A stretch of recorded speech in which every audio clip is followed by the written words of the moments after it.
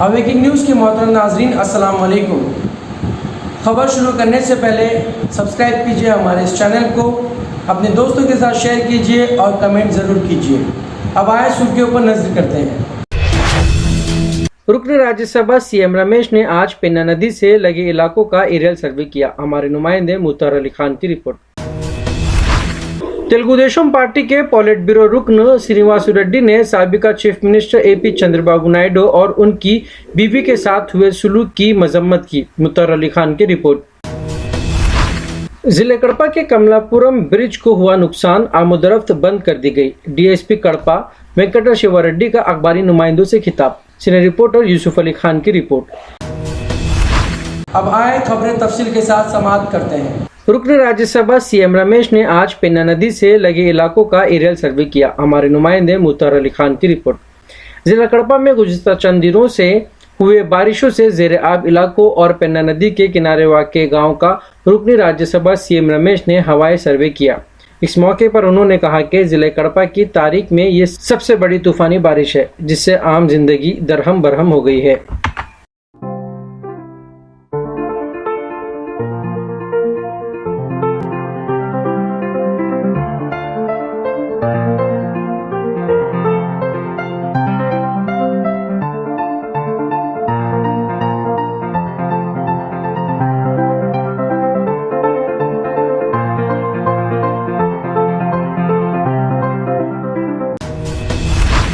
जिले कड़पा के कमलापुरम ब्रिज को हुआ नुकसान, आमदोरफ्त बंद कर दी गई। डीएसपी कड़पा वेंकट शिवा रेड्डी का अखबारी नुमाइंदों से खिताब। सीनियर रिपोर्टर यूसुफ अली खान की रिपोर्ट। जिले कड़पा में गुज़िश्ता कई दिनों से हुए तूफानी बारिशों की वजह से जिले के तमाम डैम्स, नदियां, तालाब लबरेज हो चुके हैं। मैलावरम डैम में इनफ्लो ज्यादा होने की वजह से पेन्ना नदी में डैम से बड़ी मिकदार में पानी छोड़ा जा रहा है, जिससे नदी के एतराफ वाक़े गाँव को खतरा लाहक हो चुका है। जिले के अहदेदारों ने इन इलाकों के अवाम को एहतियात बरतने की हिदायत कर रहे हैं।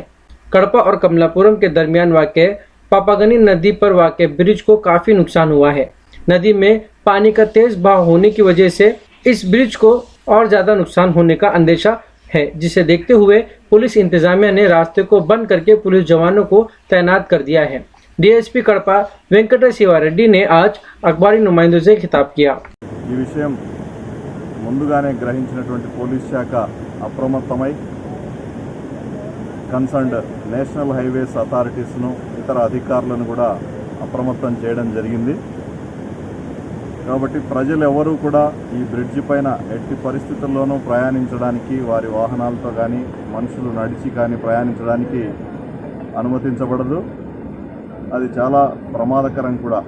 కాబట్టి ఆర్టీసీ సంస్థ, అదేవిధంగా ప్రైవేటు వాహనదారులు అందరూ కూడా ఈ విషయాన్ని గమనించి తిరిగి ఈ బ్రిడ్జి రెక్టిఫై అయ్యే వరకు, అంటే దాదాపు 20 రోజుల నుంచి నెల రోజుల పాటు ఈ కమలాపురం వల్లూరు మధ్య గల బ్రిడ్జి పైన ప్రయాణాలు మానుకోవాలి.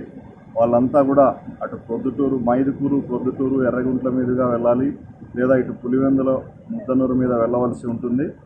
కాబట్టి వాహనదారులు దీన్ని గమనించి వారి వారి ప్రయాణాలను రూట్స్ మార్చుకోవాల్సి ఉంటుంది. పోలీస్ శాఖ ఇక్కడ రెండు వైపులా బ్యారికేడ్స్ను ఏర్పాటు చేసి పోలీస్ సిబ్బందిని పెట్టడం జరిగింది. ఎవరిని నడిచి వెళ్ళే పాదచారులను కానీ వాహనదారులను కానీ ఈ బ్రిడ్జి పైన అనుమతించము. ప్రజలు సహకరించాలని కోరుతున్నాం. Okay sir.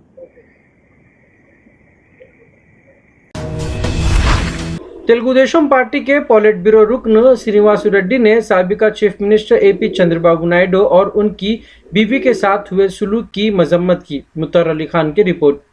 तेलुगुदेशम पार्टी के पॉलिट ब्यूरो रुकन श्रीनिवास रेड्डी ने आज अखबारी नुमाइंदों से खिताब करते हुए कल एपी असेंबली में चंद्रबाबू नायडू के खानदान के साथ हुए बदसलूक की मजम्मत करते हुए इसे नाकाबिले बर्दाश्त करार दिया।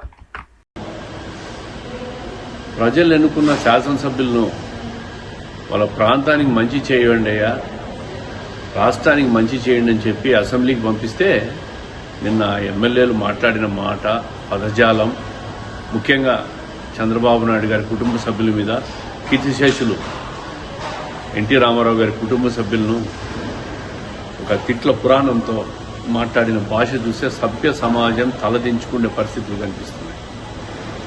151 మంది ఎమ్మెల్యేలను ఎందుకు ఎన్నుకున్నామా అని ప్రజలు ఈరోజు బాధపడుతూ ఉన్నారు. స్వయంగా ఎవరైతే మాట్లాడారో, ఎవరైతే సభ్యులు మాట్లాడారో వాళ్ళ కుటుంబంలో ఉన్న మహిళలు, తల్లి, చెల్లి, కూతురు, భార్య, ప్రతి ఒక్కరూ కూడా ఇంటికి పోయింటే వాళ్ళ పరిస్థితి ఏ విధంగా ఉందో గుండె మీద చేసుకొని వాళ్ళందరూ కూడా ఆలోచించాలి. ఏ మహిళ కూడా ఇటువంటి వ్యాఖ్యలను ఒప్పుకోదు. సభ్య సమాజం దీన్ని ఖండించాలి. రాజకీయాల్లో అధికారం శాశ్వతం కాదు ముఖ్యమంత్రి గారు. అధికారం వస్తుంటుంది, పోతుంటుంది, కానీ హుందాతనం చాలా ముఖ్యం. మనిషి వ్యక్తిత్వంతోనే గౌరవం వస్తుంది తప్ప మీరు మాట్లాడే పరిభాషను ఎదుటివాడిని కించపరుస్తూనే రాదు.